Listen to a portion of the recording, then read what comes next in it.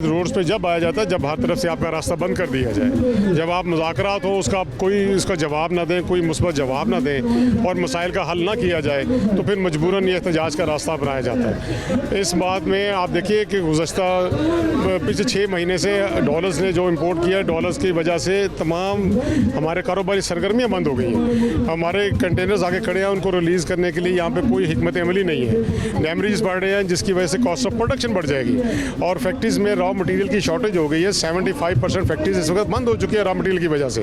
जो रेस्ट 25 में वो 5% है वो वर्क कर रही है ओनली 20% और 30% पे। और जब तक ये रॉ मटेरियल ना आया तो ये फैक्ट्रीज अपनी प्रोडक्शन को बेहतर नहीं कर सकती, जिसकी वजह से हमारे यहाँ पे लेबर का सबसे बड़ा क्राइसिस आने वाला और आ चुका है। आप देखिए रोड पे लॉ एंड ऑर्डर के मसले बढ़ गए हैं, इसलिए बढ़ गए कि लोगों के पास अब रोज़गार नहीं है। जब तक वो रोज़गार नहीं मिलेगा, लोगों ने रोज़ी रात को खाना खाने के लिए अब डकैतियाँ शुरू कर दी हैं। ये सिर्फ और सिर्फ ये गवर्नमेंट की इन पॉलिसियों की वजह से है, जिसकी वजह से इन्होंने कारोबारी सरगर्मियाँ बंद की हैं, डॉलर्स का बंदिश की है और ये जो मामलात इन्होंने स्टॉप किए हैं उसकी वजह से ये मामलात अब बढ़ते जा रहे हैं और ये प्रॉब्लम रेटिंग हो गया अगर इसको फौरी हल ना किया गया तो। सर, कौन कौन से कारोबार से मुंसलिक अफराद यहाँ पर मौजूद हैं और अपनी अपनी इंडस्ट्री को रिप्रेजेंट करें, और दूसरा ये मुतालिबात क्या हैं आप? बिस्मिल्लाहिर्रहमानिर्रहीम जी, यहाँ पर मेरा नहीं ख्याल कि पाकिस्तान का कोई ऐसा सेक्टर होगा जो कि अवेलेबल ना हो, इसलिए कि आज यहाँ पे सारे ताजर हैं। कोई इंडस्ट्रियलिस्ट नहीं है, कोई ट्रेडर नहीं है, कोई इंपोर्टर नहीं है, सारे एक है। और गवर्नमेंट को आज ये मैसेज चला गया कि अल्हम्दुलिल्लाह पाकिस्तान की ताजिर बिरादरी सारी एक पेज पे है, हम सारे एक कॉज के लिए खड़े हुए हैं। हमने जब से होश संभाली हम एक लफ्ज़ सुनते थे, मईशत का पहिया। मईशत उनके हाथ में पहिया ये है जिसको इन्होंने जाम कर दिया है और जब ये नहीं चलेगा तो सब कुछ बंद हो जाएगा। इनकी पॉलिसीज़ की वजह से 5000 से ज़्यादा कंटेनर इस वक्त पोर्ट पर खड़ा हुआ है। किसी इंडस्ट्री के पास रॉ मटेरियल नहीं है, किसी एक्सपोर्टर के पास रॉ मटेरियल नहीं है। इवन तो जो मेडिसिन के लिए आपको रॉ मटेरियल चाहिए होता है वो पोर्ट पे फंसा हुआ है। आपके पेरिशेबल आइटम जो खाने पीने की चीज़ें जो अलाउड है इंपोर्ट, वो खड़ी हुई हैं। इन लोगों ने बेसिक पर्पस इनका था कि हम लोग बैलेंस ऑफ ट्रेड और बैलेंस ऑफ पेमेंट को बेहतर कर लेंगे ताकि हमारे खुश हो जाए। इन लोगों को ये नहीं पता था कि जी हमारा बजट डेफिसिट भर जाएगा, इसलिए कि 8600 अरब का जो इन्होंने बजट पूरा करना है अपने कहाँ से करना है, हमसे ही करना है। हम लोगों के माल रिलीज होंगे, हम लोग ड्यूटी टैक्सेस देंगे, इसलिए कि हमारी कस्टम ड्यूटी जाती है, उसके बाद इनकम टैक्स भी एडवांस में होता है, सेल टैक्स भी एडवांस में होता है, जिसकी साल बाद हमें एडजस्टमेंट मिलती है, हम तो वो भी देते हैं। हमारी जीरो रेटेड आइटम जिसके ऊपर जीरो ड्यूटी होती है, कम से कम उसके ऊपर 27.5% हम खर्चा दे के आते हैं, जिसके बरअक्स जो अनफेयर मीन से चीज़ें आती हैं वो आके दंदनाते फिर। अच्छा सर, अब मुझे ये बताइए कि ये तो सारे मसाइल हो गए जो आप बयान कर रहे हैं, इनको हल क्यों नहीं किया जा रहा और आपको क्या लगता है गवर्नमेंट की जानिब से मुश्किल हालात, जैसे आप कह रहे हैं कि मुश्किल हालात पैदा किए जा रहे हैं, क्या फ़ायदा होगा मुश्किल हालात पैदा करने का? क्योंकि कारोबार चलेगा तो गवर्नमेंट को भी फ़ायदा है, आप टैक्स देंगे तो ही मुल्क का निज़ाम चले। देखें जी, एक बहुत बड़ी कहावत है, when there is a will there is a way. मेरी नज़र में तो गवर्नमेंट की विल ही नहीं है काम करने की।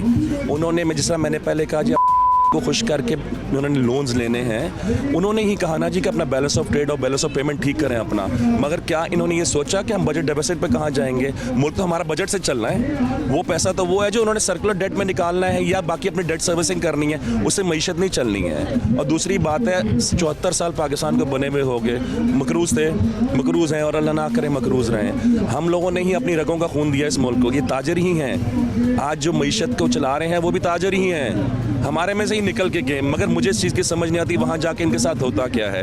हुकूमत को ये सोचना चाहिए कि हम अपने बाजू स्ट्रॉन्ग करें, मगर वो स्ट्रॉन्ग नहीं करें, वो काट के फेंक रहे हैं। उन लोगों को हमारे साथ मिलकर चलना चाहिए, हमारे साथ टेबल पे बैठे, हमारे जो हज़ार डॉक्यूमेंट्स बैंकों में फंसे हुए उनको फौरी तौर पर रिलीज़ करें ताकि मार्केट में माल आए, पैसा सर्कुलेशन में आएगा। पैसा सर्कुलेशन में आएगा तो अनसर्टिनिटी ख़त्म हो जाएगी, अनसर्टिनिटी ख़त्म होगी, law and order situation create नहीं होगी, बहुत अच्छे हालात हो जाएंगे। मगर इनको सोचना चाहिए, होश के नाखुन लें। मसाइल कहाँ पर हैं जो हल करने की ज़रूरत है? आप सब जो हमारे इंपोर्टर्स एक्सपोर्टर्स हैं ये सब बता रहे हैं कि ये मसाइल हैं। गवर्नमेंट ऑफिशल्स को इन मसाइल का क्या इदराक है या नहीं है, और आने वाले वक्त में आम पब्लिक पर ये सारी चीज़ें कैसे असरअंदाज होंगी? बिस्मिल्लाहिर्रहमानिर्रहीम जी, सबसे पहले तो मैं फेडरेशन ऑफ पाकिस्तान को रिप्रेजेंट कर रहा हूँ और हमारे ऊपर हमेशा से एक बिज़नेस कम्युनिटी और इंडस्ट्रियल्स के ऊपर एक छाप दी जाती है या एक तासुर कायम किया जाता है कि हम लोग जो है ना वो सपोर्ट नहीं करते। मैं ये कहना चाहता हूँ कि इस वक्त इंडस्ट्री सबसे ज़्यादा जो है दुनिया में, सबसे ज़्यादा हमारा जो है इलेक्ट्रिसिटी प्राइसेस हैं, सबसे ज़्यादा हमारे जो है गैस प्राइसेस हैं, सबसे ज़्यादा इंडस्ट्री के ऊपर टैक्सेशन है, सबसे ज़्यादा जो है इसका मार्कअप है। बताएं दुनिया में कहाँ 20% मार्कअप के ऊपर इंडस्ट्रियाँ चलती हैं। लेकिन हमने अपने इस पाकिस्तान को देखते हुए, क्योंकि हमारा पाकिस्तान है, हमने सपोर्ट किया, हमने इस मुश्किल चीज़ को भी अडॉप्ट किया और हमने अपनी इंडस्ट्री को चलाया। लेकिन अगर हमारा सांस ही रोक दिया जाएगा तो मुझे बताएं कि हम इतनी जो एक फैक्ट्री में, छोटी सी फैक्ट्री में भी हज़ारों लोग काम करते हैं, उनका क्या फ्यूचर है। और आगे जो इन्फ्लेशन है, जैसे कि हमारे सारे माहिरीन जो है इंडिकेशन दे रहे हैं कि इस वक्त जो नेक्स्ट जो है इन्फ्लेशन जो है मोर देन 35% पे चली जाएगी। लेकिन मेरा तो ये एक खदशा है कि अगर ये माल रिलीज़ ना किए गए तो ये 35% पे इन्फ्लेशन नहीं जाएगी, ये मोर देन 50% के ऊपर इन्फ्लेशन चली जाएगी। तो जब ये वाली सिचुएशन आएगी तो लॉ एंड ऑर्डर की जो सिचुएशन पैदा हो जाएगी, इसका कौन जिम्मेदार है। छोटा सा एक प्रॉब्लम है, गवर्नमेंट ने खुद गारंटी दी है कि ये एलसीज आप खोलें, कोई उनके पास खुद तो नहीं गया था, कोई प्रेशर तो नहीं किया था ना। गवर्नमेंट ने उसको एलसीज को खोला और अब इसके ऊपर बिजनेस जो लीडर्स हैं या बिजनेस एसोसिएशंस हैं, वो इसका आपको हल भी दे रही हैं कि आप जो है वे इसके ऊपर अपना जो रोल अदा करें, शॉर्ट टर्म पॉलिसी और लॉन्ग टर्म पॉलिसी में बैठकर बनाएं और उसके बताएं। और अभी जो फौरी जो कंटेनर्स हैं, इनके ऊपर दो मसले हैं। एक जो सबसे पहले है वो डिटेंशन चार्जेस जो पड़ रहे हैं, वो है जितनी भी इम्पोर्टेड जितनी शिपिंग लाइन्स हैं वो हैं। मैं कल भी पढ़ रहा था कि शिपिंग लाइन्स ने भी बोल दिया है कि अगर ये सिचुएशन क्रिएट रही तो हम पाकिस्तान में कंटेनर्स नहीं भेजेंगे, तो इसके बाद क्या होगा। और इसके तरह जितने भी इंडस्ट्रीज़ हैं उनकी एलसीज खोली हुई हैं, उन्होंने अपने ऑर्डर्स कंफर्म कराए हुए हैं। आज तो वो हमारे चीज़ें मान रहे हैं, कल को अगर हमने ऑन टाइम अपनी कमिटमेंट्स को ना निभाया तो आगे वो हमको माल ही नहीं देंगे।